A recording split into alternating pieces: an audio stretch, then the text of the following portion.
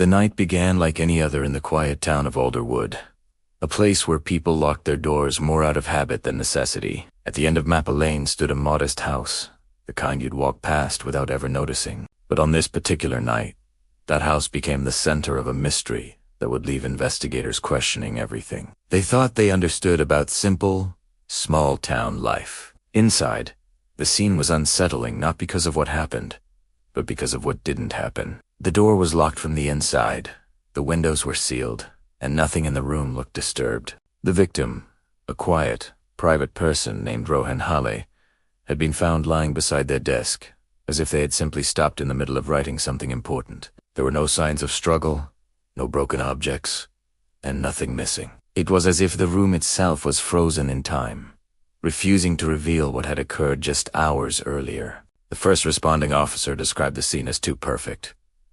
Everything was neat, every item exactly where it should be. Even the books on the shelves were aligned with eerie precision. Yet something felt wrong, a tension in the air, a silence that didn't belong. Investigators began their search, carefully documenting every inch of the room. The desk was checked, the drawers opened, the pockets of Rowan's coat emptied. Nothing pointed toward a break-in or an attack. And that was the most disturbing part. When they reconstructed Rowan's last known movements, things only became stranger. Neighbors reported seeing Rohan returning home before dusk, carrying a small grocery bag. One neighbor claimed they heard Rowan talking to someone inside the house sometime after midnight, but every other person insisted Rowan lived alone and rarely had visitors.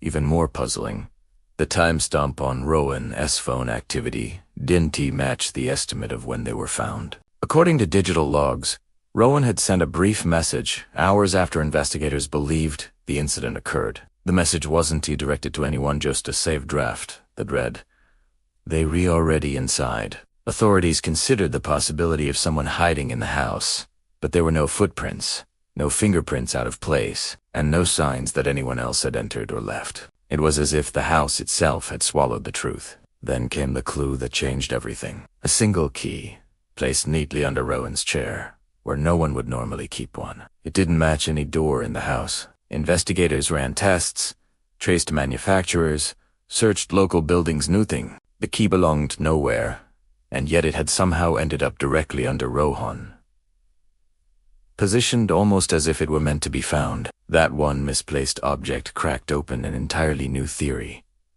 What if Rowan hadn't been alone at all?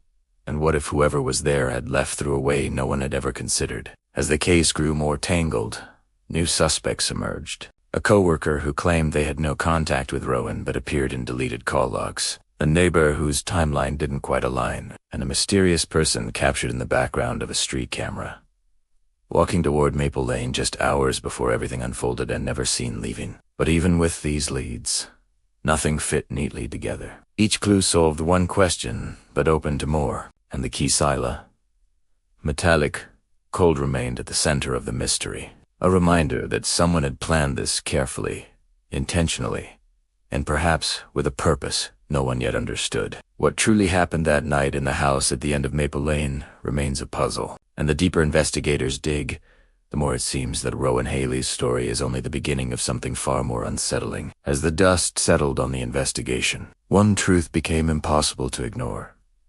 The house on Maple Lane still holds more questions than answers. Every clue uncovered only seemed to twist the story further, suggesting that whoever was behind this had planned each step with chilling precision. And that lonely key, silent, unexplained, belonging to no door investigators could find, continues to sit in an evidence box, waiting for the day someone finally understands what it unlocks. Maybe Rohan Hale was trying to warn someone with that unfinished message. Maybe the visitor the neighbor heard was never meant to be discovered. Or maybe the real story lies somewhere investigators haven't even looked yet. What happened inside that sealed room remains a mystery that refuses to settle, a puzzle missing its final piece. And as theories continue to surface and new details slowly come to light, one question continues to haunt everyone who's followed this case.